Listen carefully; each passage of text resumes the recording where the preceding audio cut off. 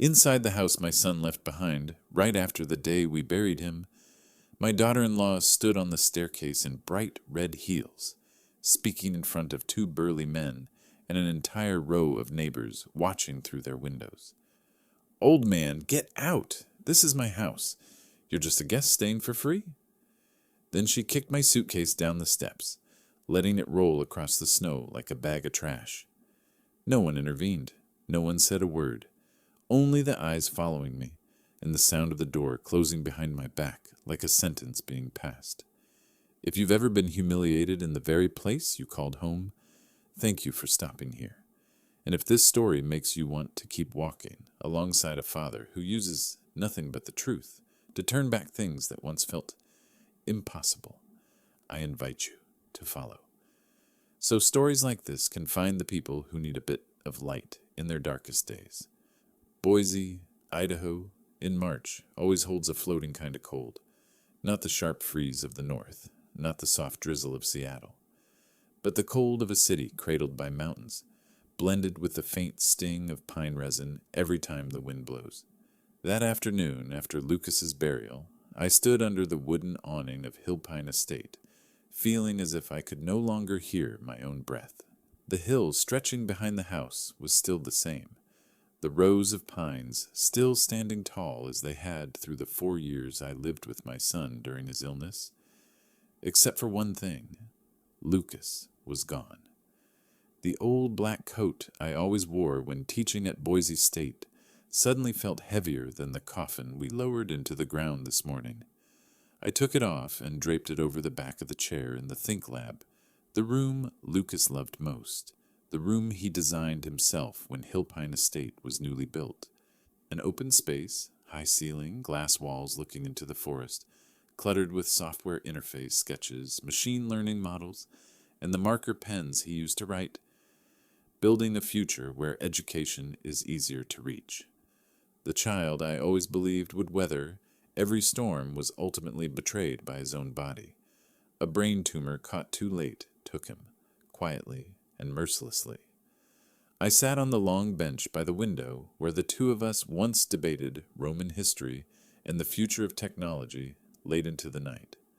I placed my hand on the tabletop, the cold walnut surface cutting straight into the bone. Only hours earlier, this place had been filled with people. Neighbors, Lucas's friends, colleagues, company staff. But now, with the funeral over and everyone gone, the space had returned to its true nature. Empty, vast, echoing with silence. And in that silence, the sound of high heels echoed from the top of the stairs. Click, click, click. Each step steady, cold, carrying none of the grief we had just put into the ground. I looked up. Miranda Hale Callahan, my son's widow, appeared with an appearance so polished it made one forget the funeral had ended less than 2 hours ago. A cream-white suit hugged her frame as if it had come straight from the tailor that morning. Her hair was tightly pulled back, her makeup light but sharp, her eyes as cold as the frozen surface of Lake McCall in winter. She walked down the stairs as if stepping into a board meeting. The moment her heels touched the wooden floor, Miranda lifted her phone, her voice ringing out cold and sharp enough to slice through the suffocating air of the house.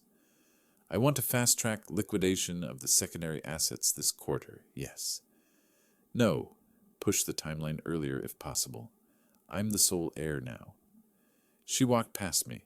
No glance, no nod, no question about whether I had eaten or needed rest. The scent of her white cedarwood perfume, the one Lucas once told me Miranda wears when she needs to focus, had now become the smell of possession. She headed straight to the kitchen, her voice still even, still razor sharp. "Company accounts, leave them. But everything in this estate, I want to redo it entirely. I don't want anything from the past obstructing the new vision." I sat there like a misplaced piece of scrap wood.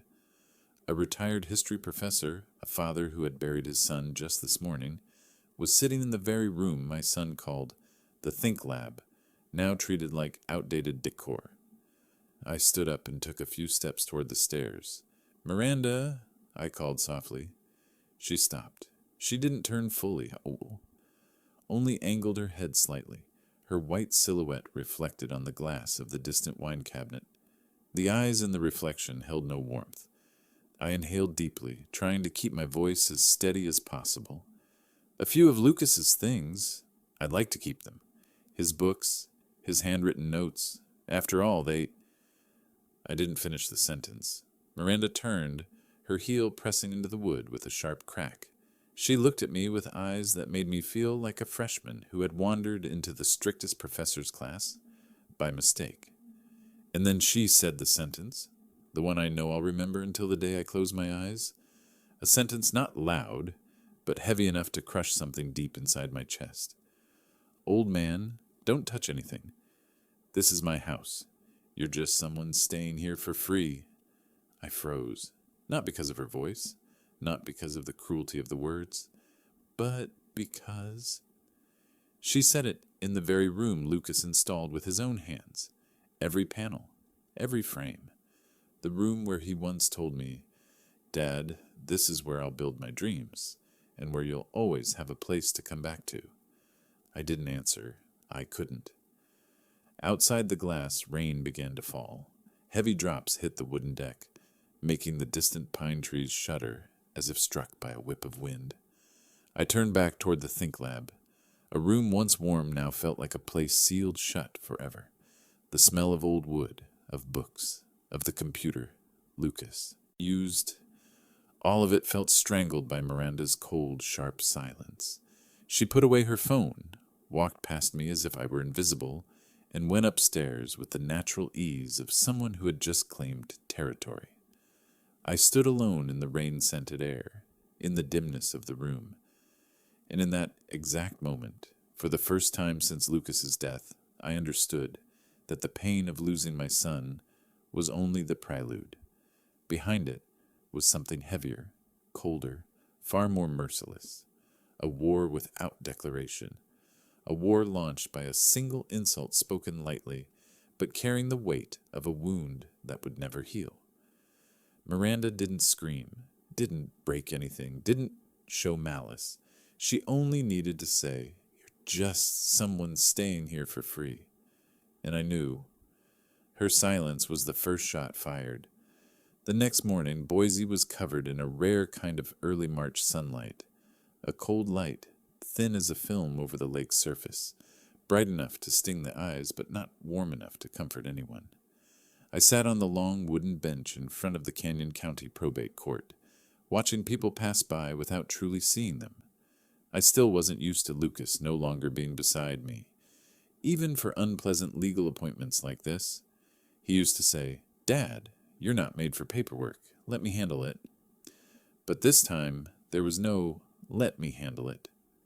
Hill Pine Estate, the home Lucas built with his own hands as a gift to the future, was now entirely in Miranda's possession, at least on paper.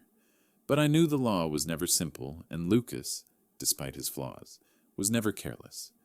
When the clock neared 10, the probate meeting room door opened. A tall, silver-haired woman who had worked with Lucas years ago stepped out. Attorney Adeline Brookhart. She had the kind of presence that made people quiet automatically. Not overly powerful, not overly stern, but carrying the authority of 22 years spent dealing with every kind of person and every family torn apart by inheritance. "Mr. Henry Callahan. Mrs. Miranda Hale Callahan, please." Miranda stepped forward first, chin lifted high, her pointed heels clicking on the marble floor with a sharp sound, like someone tapping lightly inside my skull. The cream-white suit from yesterday had been replaced with an elegant black one, but her face was unchanged. No grief, no unease. She looked like someone about to sign a multi-million-dollar contract, not someone who had buried her husband. As for me, I wore only my gray wool coat. Nothing to hide, nothing to fight for. At least not yet. The probate room had a low ceiling, warm yellow lights, and the smell of old oak blending with new paper. Portraits of former county judges lined the walls, each face solemn, each set of eyes staring as if trying to read the souls of those seated below. We sat across from each other, separated only by a long walnut table. On it rested a stack of thick files, tied with black fabric bands. A sign that this was a will filed long ago, exactly by procedure. Adeline sat in the center. She adjusted her glasses, opened the first file, and read with steady precision, "This is the formal probate reading of the valid last will of Mr. Lucas Callahan, filed with the court on December 12th, 2 years ago, duly notarized, sealed, and preserved within the probate record, according to statute." I stiffened. 2 years ago? Lucas filed a will 2 years ago. Why would my son write a will that early? Why didn't he tell me? Did he know something before he ever spoke it? I looked at Adeline, but her face remained completely neutral, like someone reading the evening news. Miranda sat upright, her eyes brightening slightly like a predator catching the scent of prey. Adeline continued. According to the will, all personal assets of the decedent, including shares in Callahan, learning systems, bank accounts, investments, vehicles, artworks, and Hillpine estate, shall be transferred to the primary beneficiary, named as follows, Miranda Hale Callahan. I heard a soft breath of satisfaction from across the table. Miranda placed her hand on the surface, tapping twice with her slender fingers, driven by triumph. It wasn't joy. It was the smugness of someone claiming what she believed was rightfully hers. Adeline turned the page, her voice unchanged. However, the will also states that the beneficiary shall fulfill a fiduciary duty within 30 days of the will's reading. This includes maintaining the welfare and stability of remaining direct line family members of Mr. Lucas Callahan. She paused, eyes shifting briefly toward me, which in this case is solely Mr. Henry Callahan. The air in the room thickened as if the oxygen had been drained out. Miranda raised an eyebrow, her lips curving into a confident half-smile. "Of course," she said, her voice metallic. "I always respect family."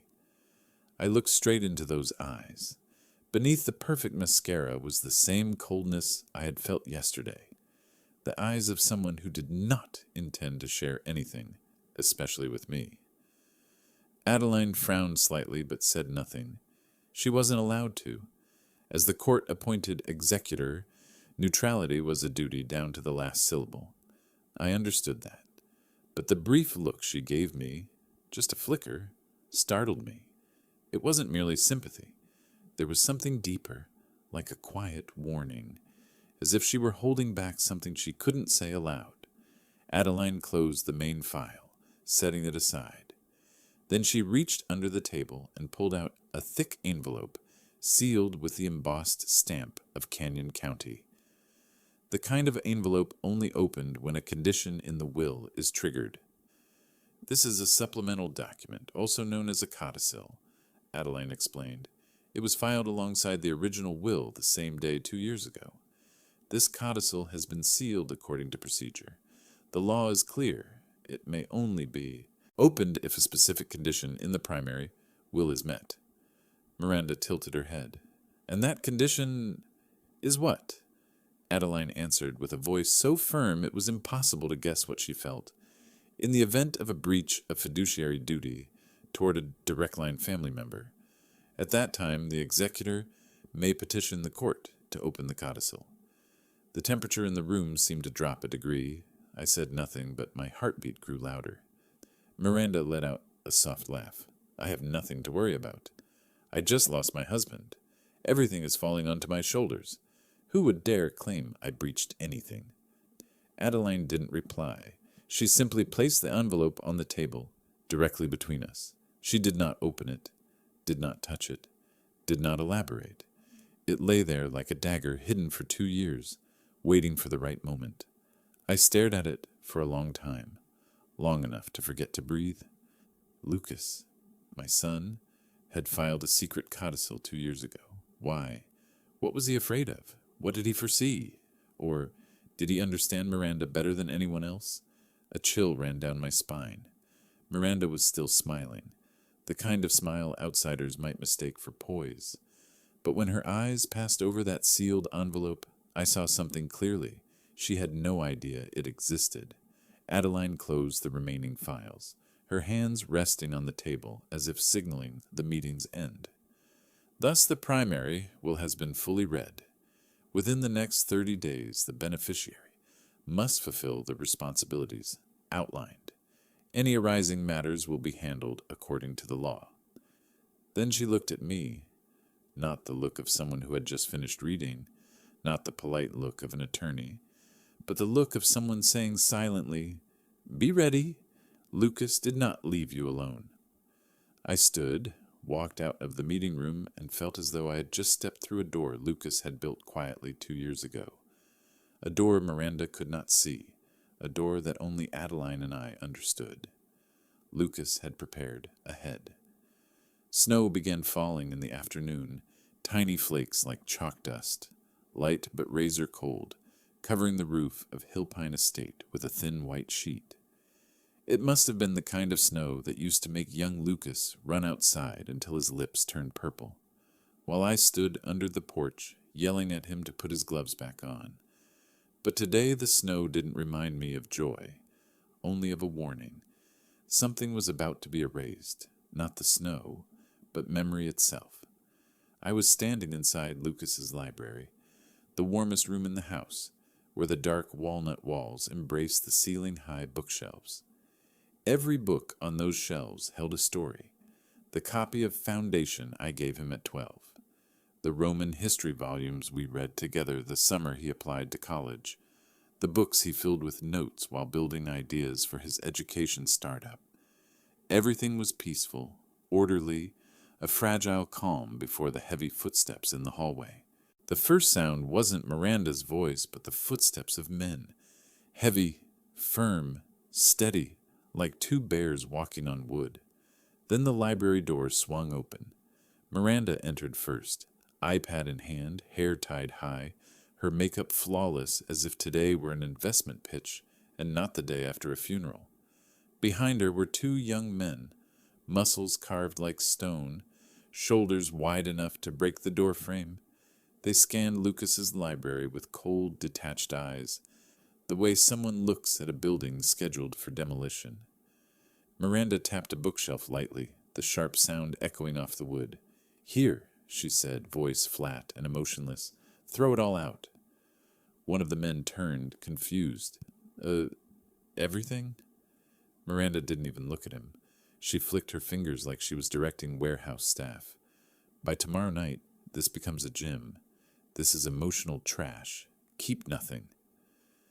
I felt my chest tighten, as if someone pressed a block of ice against my heart. I stepped forward, trying to keep my voice steady.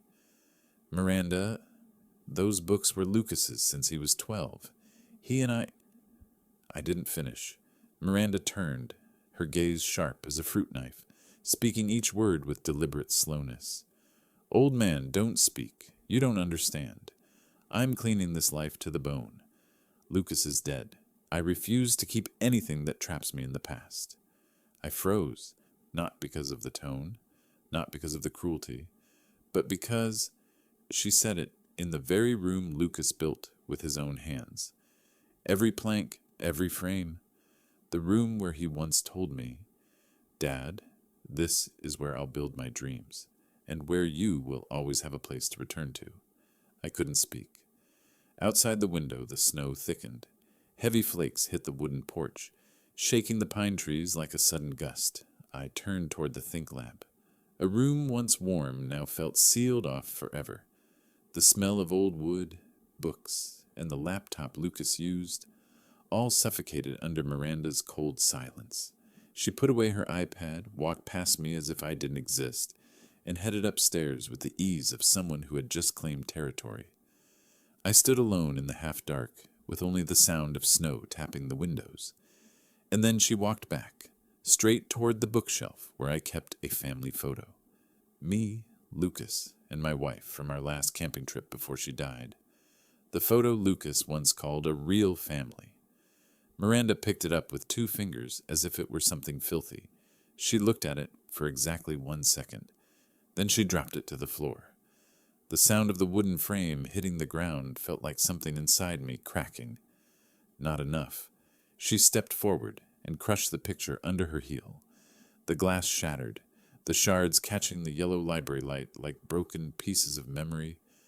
Miranda tilted her head. Much better. The two men stayed professional, but one of them glanced at me, as if even he thought this was too far. Miranda continued. Let me repeat this so you understand clearly. Lucas is dead. There is no place for you in this home's future. That sentence wasn't a knife. It was someone extinguishing the only fireplace in a winter cabin. I don't remember how many steps I took back.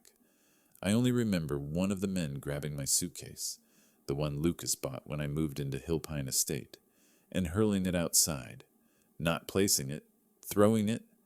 The suitcase burst open, shirts, scarves, and an old history book scattering across the steps.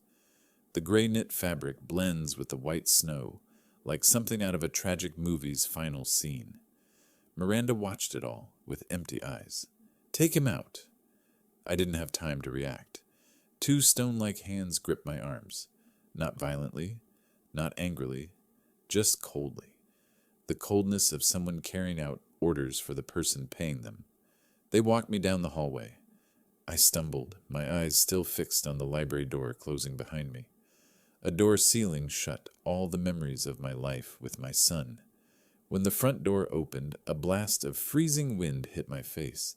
Snowflakes swirled like torn pieces of white paper thrown across the sky. On the porch, my suitcase lay sprawled, clothes covered in snow, my history book soaked from falling into a slush puddle. The neighbor across the street stood under his porch, holding a mug of hot coffee, his expression uneasy. The porch light shone directly on me. Next to him, his teenage son was holding up a phone, recording, probably live streaming. No one said a word, only snow falling, curious eyes watching, and the door of Hillpine Estate slamming shut behind me. A sharp, cold, heavy sound like a final verdict. You no longer belong here. The two men let go and walked back inside. I stood under the falling snow, flakes settling on my shoulders, watching Miranda's silhouette pass behind the frosted glass, like someone erasing the last chapter of another person's life. And in that exact moment, I knew everything that happened yesterday was only the prelude, because this was the real blow. The moment I was pushed out of the house my son built in front of neighbors, in the snow, with memories crushed under a heel. It was humiliation wrapped in silence, a silence far more painful than gossip.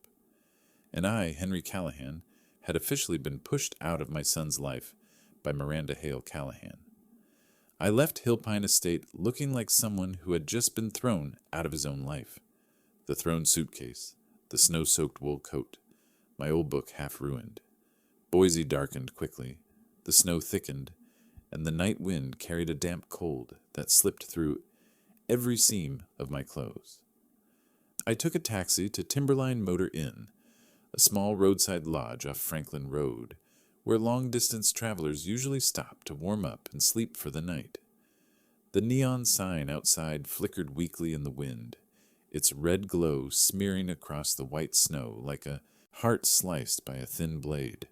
I pulled my suitcase into the lobby, where the pinewood front desk had turned dark with age and the TV in the back room was echoing basketball commentary. The manager, a middle-aged man in an old flannel shirt, looked up at me with the quiet eyes of someone who has seen too many lives fall apart in cheap motels. "One room for one person, right?" he asked, not curious in the slightest. I nodded. "Room 17. Heater works. If you need extra blankets, call me." I took the key, my fingers so cold I could barely feel the metal. Entering the room, I closed the door slowly, as if shutting it too hard might shatter whatever was still holding me together. Room 17 was small and simple. White walls stained with old smoke, a double bed with a thin comforter, an electric heater against the wall, and an old wooden dresser with loose hinges. But at least it was warm, and more importantly, quiet. I set the suitcase on the bed and opened it. My clothes were still damp with snow. The family photo Miranda had crushed lay among my things. The wooden frame broken at one corner, broken glass scattered like grains of salt. I picked up the photo, placed it on the table, and sat down. The tiny yellow lamp cast light across the picture, the cracked glass slicing through Lucas's face, tightening my heart like an invisible wire. Who could I turn to? Should I tell anyone what had happened? Should I fight back right now? But at that moment, when I reached into my coat pocket to find a tissue, my fingers touched something small and hard. I pulled it out, a blue USB drive, the kind Lucas always used to save temporary code or back up personal files. Small, discreet, simple, not something he casually handed to anyone. I rolled the USB between my fingers. A memory from last year surfaced vividly. A late afternoon when Lucas returned from a medical check, sitting on the balcony looking out at the pine forest. I remembered that moment clearly. Lucas handed me this USB, his smile tired. "Dad, take this, just in case." I laughed. "What would I need from all this tech junk?" Lucas shrugged, his eyes drifting farther than usual. "Dad, some people are only kind when this place is calm. But when it's not calm anymore, I'm not sure." I asked, "Who do you mean?" Lucas didn't answer. He only said, "Just keep it. Don't open it. Only open it if you truly need to." I never imagined today would be the when needed, but tonight, in a cheap motel, with my wool soaked in snow and my heart full of cuts, I began to understand why Lucas had prepared so far ahead. My son was not as naive as I believed. He had seen something I refused to see. Miranda had a darkness that even the bright lights of Hillpine Estate couldn't chase away. I gripped the USB, and I called Adeline Brookhart. The phone rang 3 times, then her voice, deep, clear, steady like every seasoned attorney, came through.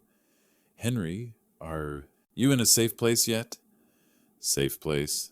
Those 2 words chilled my spine. "I'm at Timberline Motor Inn," I answered. "Miranda threw me out of the house." There was a short silence on the other end. "Threw you out?" Adeline repeated, her voice slowing a beat. "How?" I told her. No embellishments, just the truth.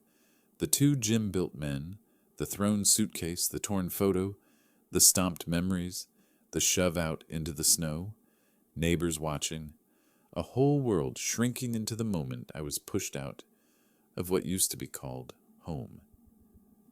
Adeline listened without interrupting. When I finished, she spoke, her voice stripped of anything unnecessary. "Henry, you need to listen carefully. This is very important." I sat up straighter. Adeline spoke slowly, each word pressing down with the weight of the law, a depth I only partly understood. According to the will, Miranda only inherits everything if she fulfills her fiduciary duties in the first 30 days. Forcing you out, the only remaining direct line family member, could trigger the special clause in the sealed codicil. My heart tightened. Meaning I now have grounds to petition the court for a violation review. But I need certainty. I need logs, statements, and objective evidence. Do not react.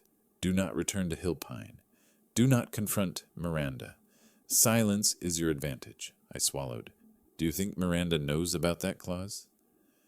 Adeline let out a quiet laugh, the kind made by someone who understands people better than they understand themselves.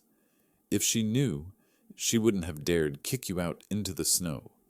Miranda is burning the only bridge holding her up. Don't stop her. Let her keep going. I leaned back, staring at the motel ceiling, tinted yellow. Let her keep going. Let her burn her own future. I asked, Adeline, what should I do? She answered, stay silent. Record everything. React to nothing.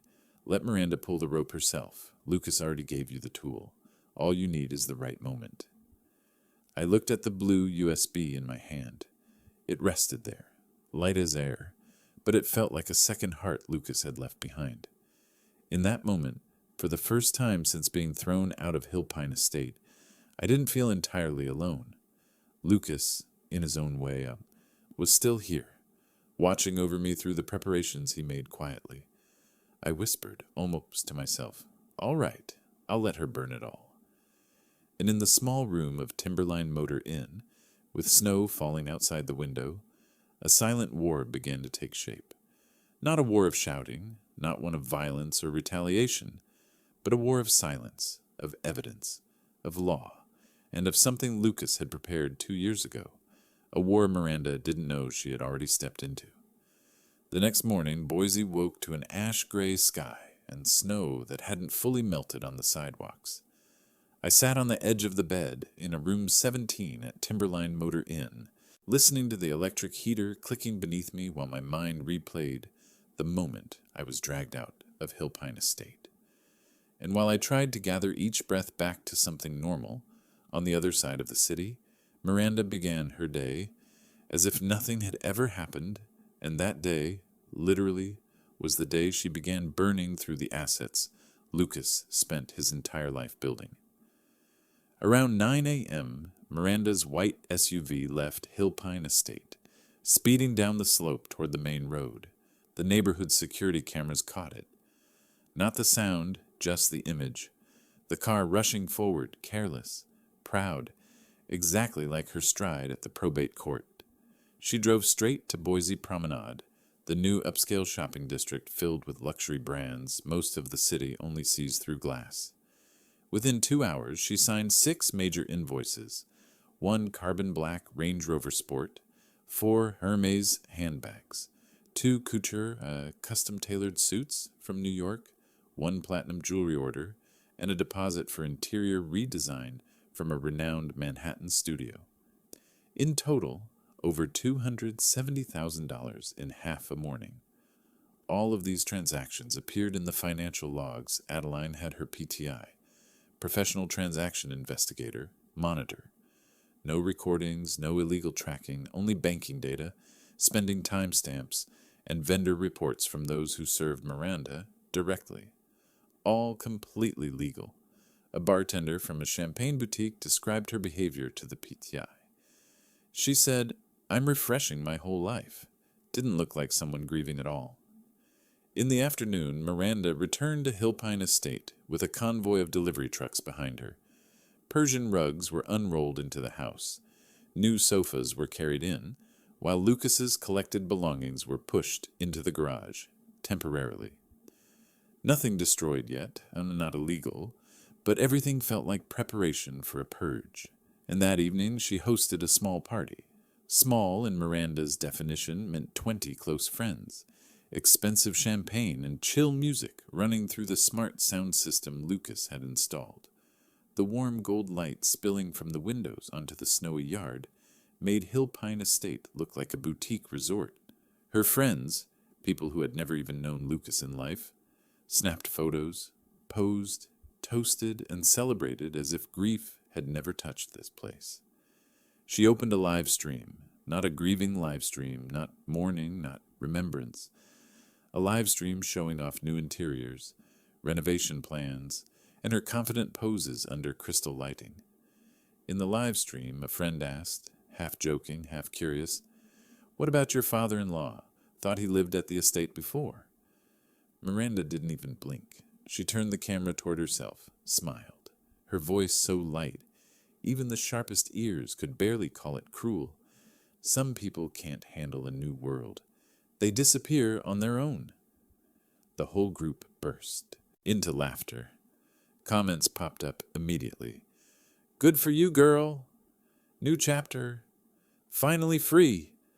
Miranda laughed like she'd told a funny story during a lunch break, not like someone who had thrown her father-in-law out of the house into the snow. At Timberline Motor Inn, where the weak Wi-Fi made the video freeze every few seconds, I saw that moment. I saw every word, every smile, every smooth, cold look. No one needed to slap me in the face. 4 words were enough. Disappear on their own. The night went on, and when the party ended, Miranda walked a New York interior designer through every room. This designer was later interviewed by PTI, legally through an executor's information request. She pointed to the library and said she wanted it turned into a personal gym. She said all the books had to be taken out before Friday. She wanted the new space to be memory-free. Memory-free, a phrase that felt like someone talking about wiping stains off a wall, not erasing the lifetime knowledge, emotion, and history of a man who had died. At Timberline Motor Inn, I sat frozen, my hand on the USB Lucas had entrusted to me. Miranda's live stream still echoed in my head, mixing with the rumble of the heater and the wind pounding the window. Adeline called me back at exactly 10:47 p.m. "I have updates," she said. My PTI retrieved Miranda's full spending logs for the past 48 hours. She's acting like the absolute owner of the assets, not maintaining any stability for the remaining direct line heir. If she destroys the library, we'll have clear grounds for violation. I asked, "How long until she destroys it?" Adeline replied, "According to the designer, tomorrow." I tightened my grip on the USB, not out of fear, but because I could see one thing clearly. Miranda was burning through assets, not with fire, but with arrogance, and she didn't know this. Every invoice, every new sofa, every opened champagne bottle on live stream, all of it was evidence she was signing her own name on. She was smearing ash on the very future she thought she had secured. And I, the man thrown out of his own home, only had to do one thing, exactly as Adeline told me: stay silent and let Miranda pull the rope herself. The next morning, Boise no longer had falling snow, but frost still coated every parked car outside. At Timberline Motor Inn, I woke earlier than usual, leaned against the headboard, and listened to the distant rumble of truck engines. I had trouble sleeping last night, not because the motel mattress was too stiff, but because every time I closed my eyes, I saw the blue USB in my hand, glowing like a reminder. Lucas knew. Lucas had prepared. But this morning, I was not the one beginning the counterattack. The court was simply beginning its work under standard procedure. Since last night, after Adeline submitted an emergency request to the probate court, Lucas's estate, file entered the valuation and tax review stage. At this stage, under court order, the executor has the right to request a freeze on estate accounts to prevent destructive spending. This does not happen instantly. The law does not move like in movies. It requires 18 to 24 hours of processing by the banking system. Exactly 18 hours and 36 minutes later, the freeze began activating, and Miranda, who had no idea, began her morning with the smallest, most ordinary, and most painful thing: buying coffee. Around 8:15 a.m., a barista at Romer's Coffee near downtown Boise was making a latte when he heard a woman tap the counter impatiently. Miranda. She wore a cream cashmere coat, a brand-new Hermes bag on her shoulder, polished high heels, looking as if she'd stepped out of a magazine cover. She set her cappuccino on the stone counter and tapped her card without even looking at the screen. The machine flashed 2 words: declined. Miranda blinked, frowned, tapped the card again. Declined. She let out a half smile, annoyed and sharp. "Your machine is broken. Run it again." The barista tried again, this time with the countertop reader. Again, declined. The barista, a 20-year-old student with an apologetic face, spoke gently. "The card might be temporarily locked, ma'am. Maybe check with your bank." Miranda stood frozen for a few seconds, as if the universe had no right to do this to her. 3 people in line behind her started watching. One pulled out a phone, scrolling while glancing up. She was not in control of everything? Miranda ended up paying with Apple Pay from a secondary card she hadn't maxed out yet. That cappuccino, paid with her personal card, was the first moment Miranda felt she was no longer invincible. She walked out of the cafe and immediately called the bank. Her voice sharp, high, clipped into pieces. "My estate card is locked. Unlock it now." On the other end was a compliance officer, professional and immune to tone. "I'm sorry, Mrs. Hale Callahan. The card was frozen at the executor's request. in accordance with probate procedures, during the valuation and tax verification phase. This is mandatory. Miranda nearly screamed. Executor? You mean Adeline Brookhart? What is she doing? I can only provide that the decision is within legal authority, ma'am. Please contact the executor for further details. We cannot reopen the card without a new court directive. Miranda hung up so hard a passerby flinched. At Timberline Motor Inn, Adeline sent me a short message. The freeze is active. You just observe. I stared at the screen with a strange calm. Not joy, not vindication, just stillness, as if the law was saying a sentence I had never dared to speak. Miranda, not everything belongs to you. Not even 3 hours after the freeze activated, the second event hit. The interior designer from New York, the one who yesterday stood in Lucas's library discussing tearing down every bookshelf, called Miranda. His voice was so angry it was nearly a shout. Mrs. Hale Callahan, I cannot continue the project. I just received an injunction from the court, requested by the executor, prohibiting any unapproved alterations at Hillpine Estate. If I let my crew destroy even one bookshelf, I'll be sued immediately. Miranda's voice rose. I'm the homeowner. I don't need anyone's permission. He laughed, bitter. The estate is under probate. You cannot demolish anything without executor approval. I'm not digging my own grave. Find someone else. Then he hung up. Miranda threw her phone onto the sofa. By afternoon, another issue exploded. The dealership took back her deposit. Miranda drove her SUV to the showroom to finalize paperwork for the second Range Rover. The first was ordered yesterday morning.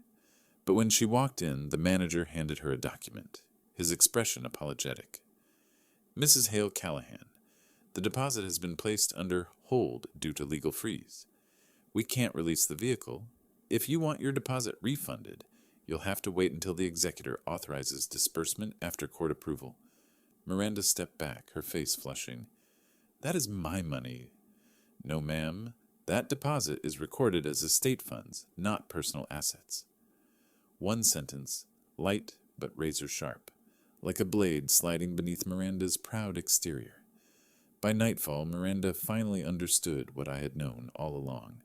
She had Hermes bags, Range Rovers, friends to toast with her, and the Hillpine estate built beautifully like a resort, but she did not have absolute ownership. Inherited assets are not a wallet to open at will. They are not trophies to burn through. They are a legally bound, tightly controlled estate. I received Adeline's second message. She has called me 4 times. I haven't answered. Let her spin for a while. I leaned back in the chair, listening to the sound of engines far away, headlights casting thin beams through the motel curtains. Inside me there was no triumph, only a deeper quiet than any of the past days. I don't need to do anything. The law is teaching Miranda a lesson she never thought she'd have to learn. And I understood one thing. Miranda has only touched the surface of the freeze. The real storm is still ahead. Boise has a very particular kind of late winter cold, not skin-cutting, but enough to make every breath bloom into a thin mist of frost. And today, for Miranda, the air carried only one scent, the scent of collapse. Miranda tried texting the Circle of Elevation group, the same people who toasted with her right after the live stream, laughing when she threw out the line. Some people can't handle the new world. They just disappear.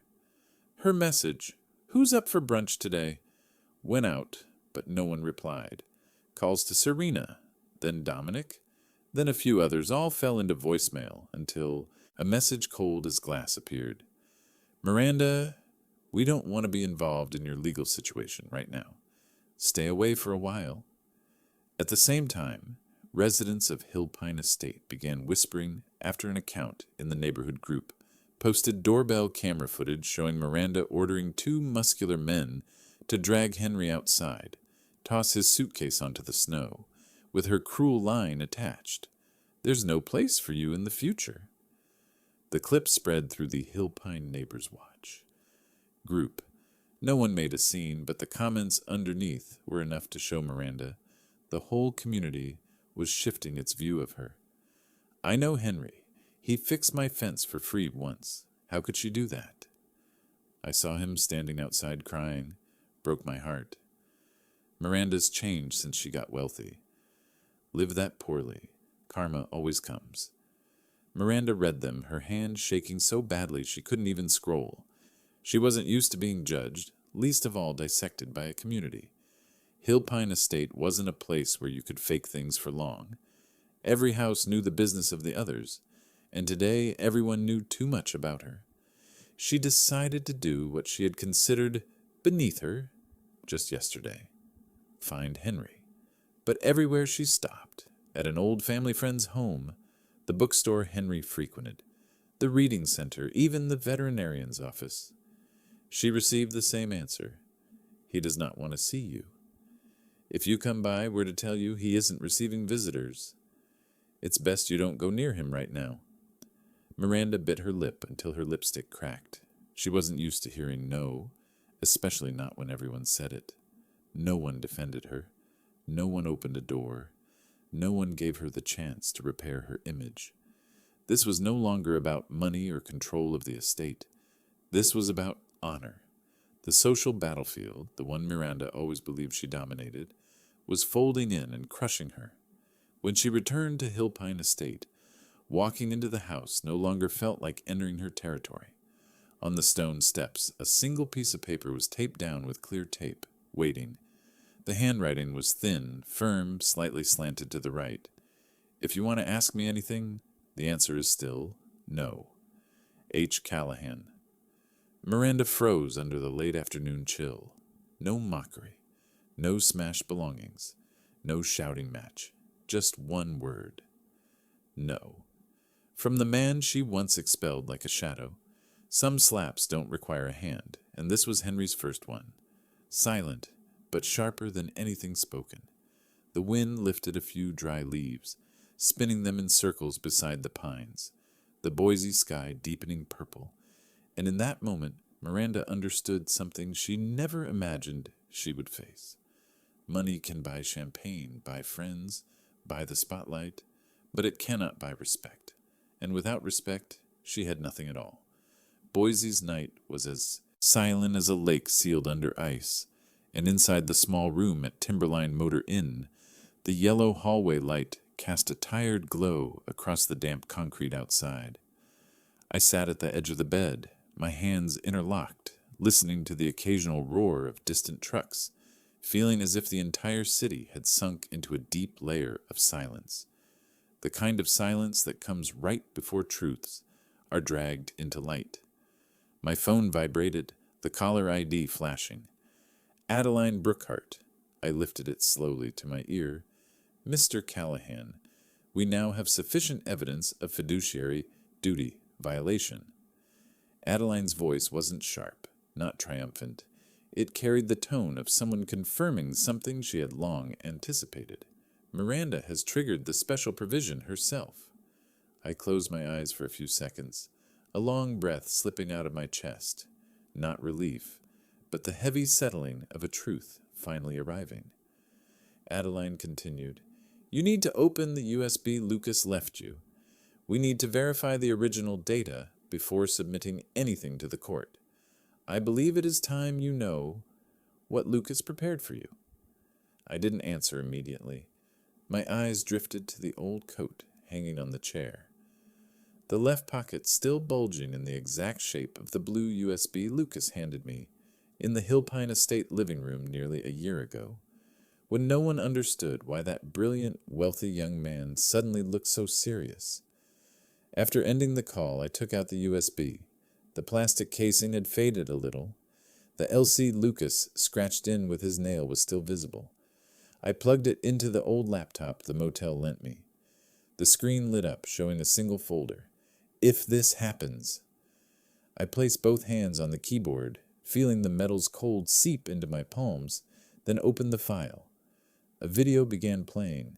Lucas appeared, thinner but bright, his eyes both tense and gentle, a glass board behind him filled with red and green lines of code. His voice was calm enough to sound like he had already accepted everything. "Dad, if you're watching this, it means what I feared most has happened. I reached out and touched the screen. Instinctive, like touching my son himself. Lucas inhaled. I know Miranda has ambition. I hoped she wouldn't go far enough to hurt you. But if she forces you out of the house. Lucas paused, his eyes reddening slightly. Then the trust I set up will protect you in my place. A line appeared below the video. Peterson Contingency Trust, Section 14B, activation upon forced removal of immediate family member. My hands trembled as I read it. Lucas continued, his voice low but steady. Dad, I can't control everything in life, but I can make sure you're never left alone. Give this USB to Adeline. She knows what to do. The video ended, the screen falling to black. I sat frozen for several seconds before tears finally rose, for the first time since Lucas died. Not the kind of crying that breaks into sound, but tears that slid quietly onto the back of my hand, warm at first, then cooling. I wasn't crying because of Miranda, nor because of the house that cast me out. I cried for Lucas, the son who saw ahead of things I never dared imagine, the boy who used to sit with me in the Boise Public Library, dreaming about the future, now preparing for the day he would no longer be here to defend me. I whispered, You knew all along, my son. In that moment, I understood Lucas hadn't just left behind money or a company. He left protection, built from intelligence, foresight, and the love of a child who never wanted his father hurt again. My phone vibrated again, a message from Adeline. The probate court is requesting your presence. We are initiating codicil activation.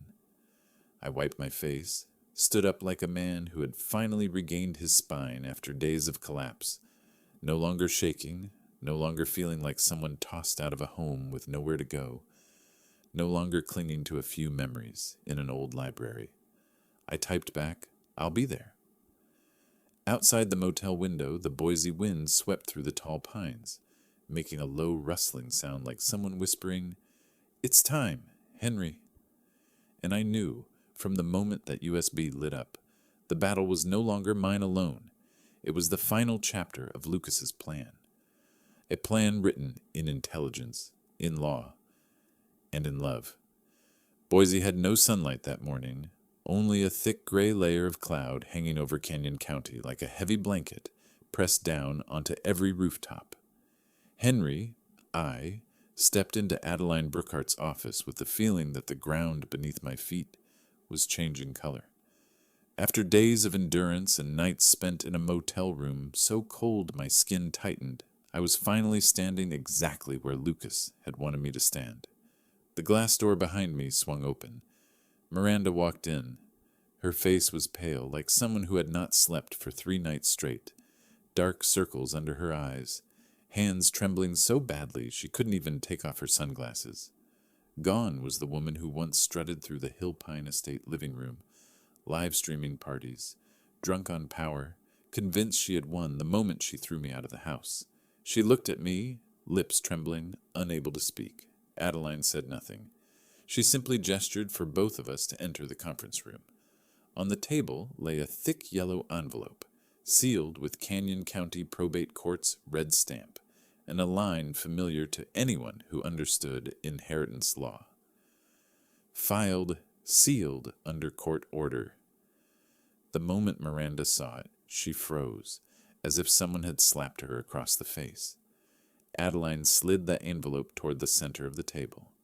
This is the document Lucas filed 2 years ago.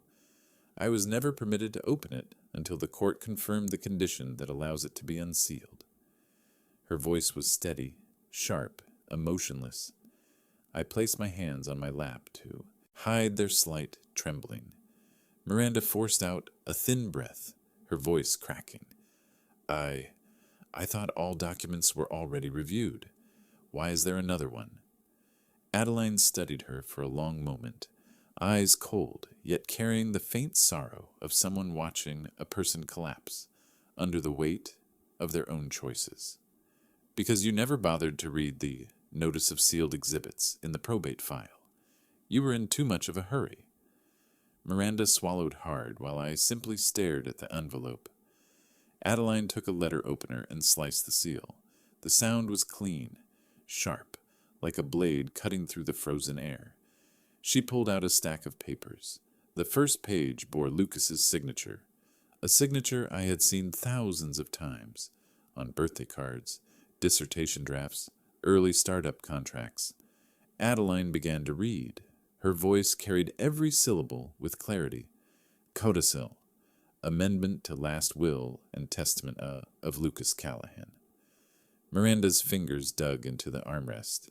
Adeline continued, if, within 30 days from the opening of the will, Miranda Hale Callahan commits any act causing harm to Henry Callahan, including emotional, financial, or residential harm, the entirety of the estate shall immediately transfer into the Peterson Contingency Trust, to be operated under its new designation, the Callahan Knowledge Trust.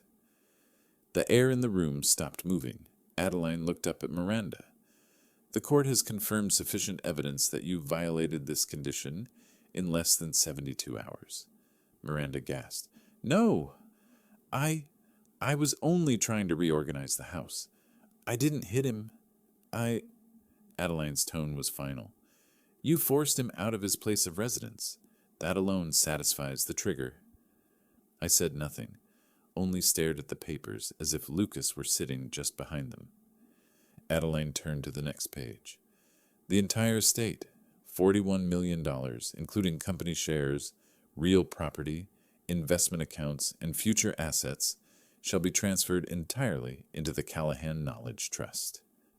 Miranda let out a strangled sound, part whimper, part scream, like an animal cornered. Adeline continued, slow and precise, the way a hammer falls for the last strike. Sole trustee, Henry Thomas Callahan. I raised my eyes and saw Miranda staring at me in disbelief. Her pupils widened, voice shaking violently. No, it can't be you. Not you. Adeline read the final page, her tone like breaking glass. Miranda Hale Callahan shall receive a fixed stipend, $1,800 per month, with no access to assets, no withdrawals, no authority to alter trust structure, no right to contest, and no right to sue. Miranda's hand slipped. The chair toppled. She collapsed to the floor, her assistant rushing forward. She froze for 2 seconds. Then she fainted. The sound of her body hitting the wood floor was soft, but echoed in my ears like a stone. Falling into a canyon, the assistant panicked. Adeline signaled him to stay calm, and I simply looked at the papers. Lucas had prepared all of this 2 years ago. 2 years ago, long before any of us imagined such a painful day would come. My voice came out quietly, a deep, trembling whisper not meant for anyone in that room, but for Lucas. You knew everything. You always knew. My son. Adeline placed a hand on my shoulder. No words, because she understood. True justice did not fall when Miranda fainted, nor when the entire estate shifted direction, nor when the trust provisions locked into place. Justice fell the moment a father realized his son had loved him enough to prepare every safeguard, even for a world where he no longer existed. 3 months after the codicil was revealed, Boise slipped into spring with soft breezes carrying the scent of young pine. I stood in front of the wide glass window of the newly renovated building on Grove Street, once an abandoned lumber warehouse, now a bright space filled with desks, computers, circuit parts, and young faces bent over their work with quiet intensity. Callahan Learning Center. The letters above the door still smelled of fresh paint. The trust had begun operating exactly the way Lucas designed it. Streamlined, logical, entirely education-driven. Adeline helped me work with local partners. Young engineers from Boise State volunteered to support. A few small donors showed up too, drawn by the story of a father thrown out of his home who chose to use the fortune anyway to build something for the next generation. I did not talk about Miranda. I did not talk about Hillpine Estate. I did not talk about the legal battle. all I told the kids was, learn. Your future sits inside these chips and ideas. The center charged no fees. That was a non-negotiable clause in the trust. Lucas had written, no child is turned away because of circumstance. They came from everywhere, the trailer lots near West Bench, the low-income apartments off Curtis Road, the outer edges of Caldwell.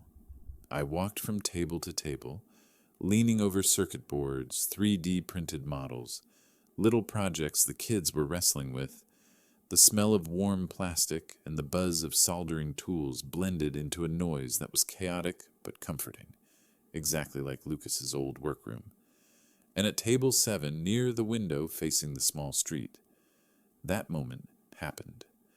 A thin boy in a faded hoodie, blonde hair messy, was struggling to attach a small motor to the body of a plastic robot. His hands shook like he was afraid to break something precious. I walked over. What are you working on? He didn't look up, just muttered, a crawling robot, but I think I messed it up. Let me see. I pulled a chair beside him. He opened the shells, and I saw the wiring error immediately. Simple fix. Just a few minutes. I slowed down every step so he could follow.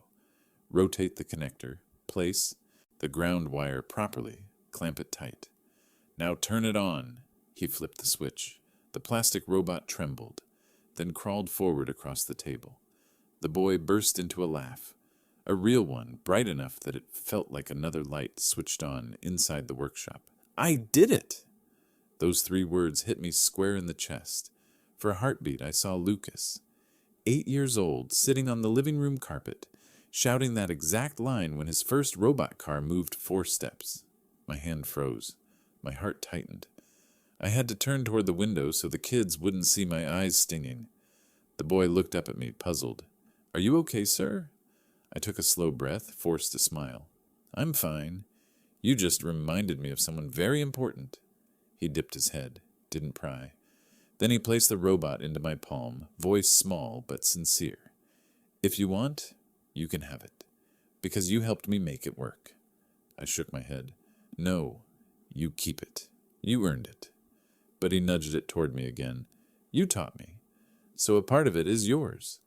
A simple line, but enough to make me cover my face for a moment, just to steady myself. I accepted the little robot, a cheap toy made of small, mismatched parts. Yet to me it felt like Lucas's heartbeat returned for one brief second.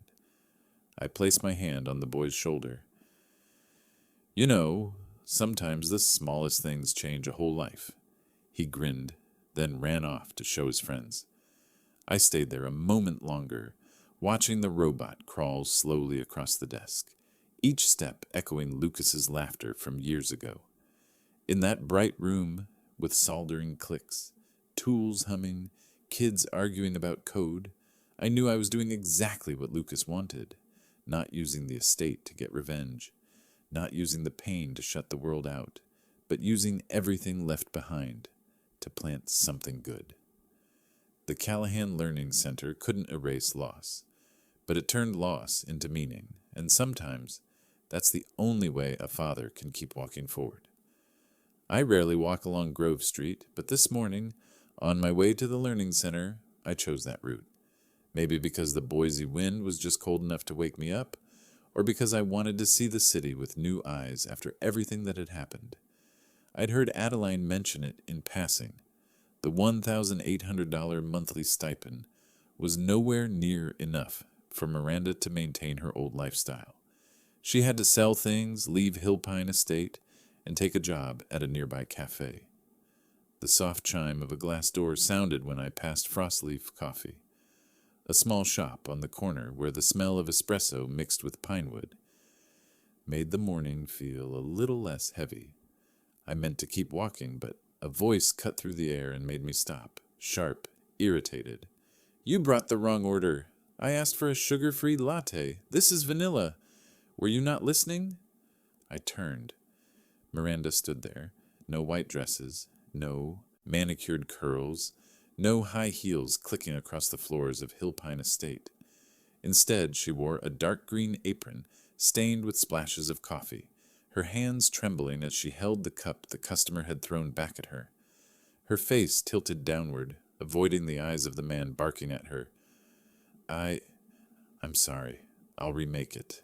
Her voice was so small it nearly dissolved into the sound of the grinder. I had never heard Miranda speak in that tone. For years she talked as if the world owed her something, but in that moment there was only a person trying to hold on to whatever dignity she had left. The customer turned away, leaving behind a cloud of overpowering cologne and irritation hanging in the air. Miranda didn't move, her fingers gripping the cup as if afraid it might slip from her hands. Her eyes stayed fixed on the tile floor, the place where people often take their first step when they're learning how to be decent again. I kept walking. The door opened as I passed, and the wind swept in, carrying the heat of fresh coffee.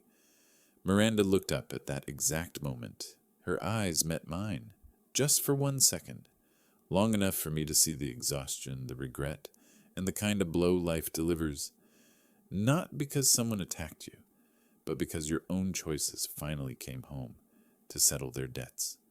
I kept walking. No judgment, no cutting remark. No need to prove I stood above her. I simply walked past. My silence, that was the verdict. Not to punish her, but to let Miranda understand that some lessons cannot be learned through money or power or arrogance.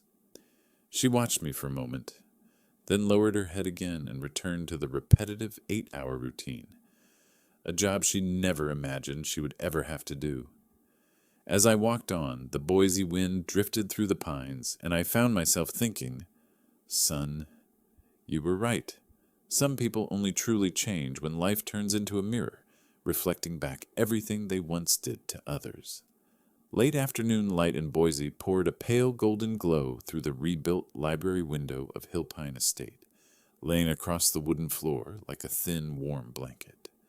I sat in the old armchair, the only piece preserved from the room Lucas once called his think lab. The faint scent of pine lingered, and traces of crayon smudges from the children's robotics class still clung to my fingertips.